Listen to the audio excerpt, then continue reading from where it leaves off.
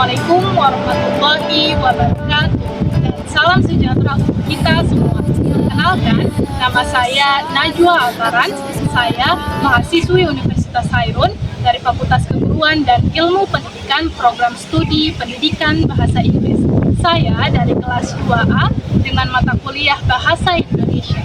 Di sini saya akan membahas sedikit mengenai asal-usul sejarah bahasa Indonesia, bagaimana peran kedudukan bahasa Indonesia, serta apa saja fungsi-fungsi dari bahasa Indonesia itu sendiri. Langsung saja masuk ke pembahasan.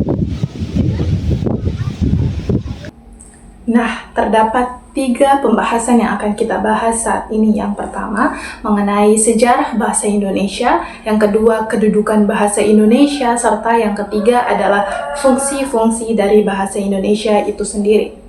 Sebelum masuk ke pembahasan yang pertama, apa sih bahasa Indonesia itu? Nah, bahasa Indonesia adalah bahasa Persatuan Republik Indonesia, yang mana warga negara Indonesia menggunakan bahasa Indonesia sebagai komunikasi sehari-hari atau untuk suatu kepentingan tertentu, baik secara lisan maupun secara tulisan.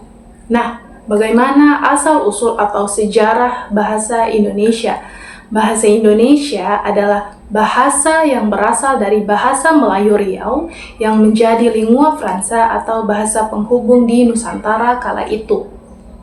Yang kemudian, bahasa Melayu ini juga sudah digunakan hampir di seluruh Asia Tenggara sejak abad ke-7. Nah, bahasa Melayu ini sudah mulai menyebar ke daerah pelosok bersamaan dengan menyebarnya agama Islam di wilayah Nusantara. Yang kemudian pada saat persiapan Kongres Pemuda tahun 1928, para pemuda Indonesia masih mempermasalahkan untuk sebutan bahasa persatuan Indonesia ini. Yang kemudian Ketua Kongres Pemuda I, yakni Muhammad Tabrani, mengusulkan bahwa bahasa Melayu ini diubah menjadi istilah bahasa Indonesia, yang kemudian hal ini disepakati bersama pada tanggal 2 Mei tahun 1928. Kemudian, para pemuda Indonesia yang bergabung dengan perkumpulan pergerakan mengangkat bahasa Indonesia menjadi bahasa persatuan yang kita kenal dengan lahirnya Sumpah Pemuda pada tanggal 28 Oktober tahun 1928. Nah, masuk ke pembahasan yang kedua, yakni mengenai kedudukan bahasa Indonesia.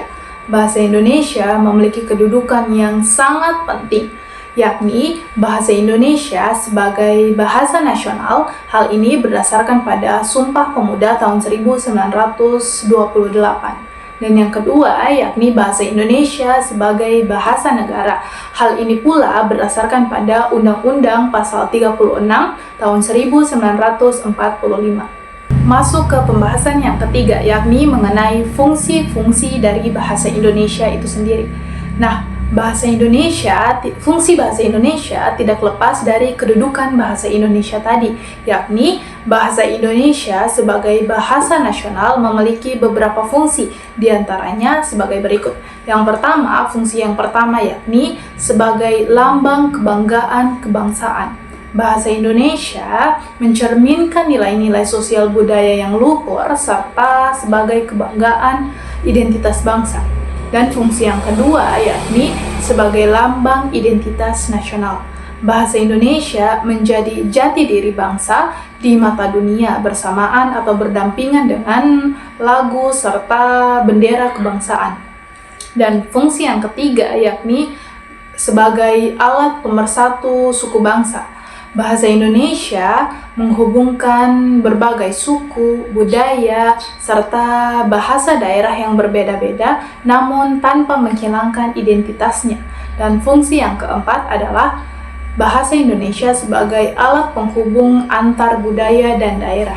Nah, bahasa Indonesia ini memfasilitasi komunikasi yang efektif antar warga dari berbagai daerah yang memiliki latar belakang bahasa yang berbeda-beda. Nah, yang kedua adalah bahasa Indonesia sebagai bahasa negara. Bahasa Indonesia sebagai bahasa negara memiliki beberapa fungsi pula, diantaranya yakni sebagai berikut.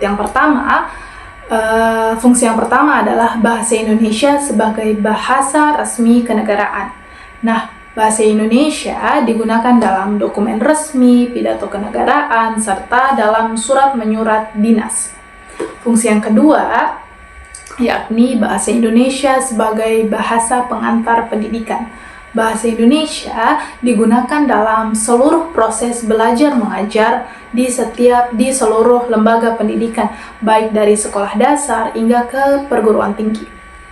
Fungsi yang ketiga yakni bahasa Indonesia sebagai alat perhubungan tingkat nasional. Nah, bahasa Indonesia digunakan dalam perencanaan, pelaksanaan pembangunan, serta pemerintahan. Dan fungsi yang keempat atau yang terakhir adalah bahasa Indonesia sebagai alat pengembangan kebudayaan atau iptek. Bahasa Indonesia digunakan dalam penulisan buku pelajaran, jurnal ilmiah, dan karya sastra untuk mengembangkan atau menyebarkan ilmu pengetahuan. Sekian sedikit pembahasan dari saya mengenai asal-usul sejarah bahasa Indonesia, bagaimana kedudukan bahasa Indonesia, serta fungsi-fungsi dari bahasa Indonesia itu sendiri.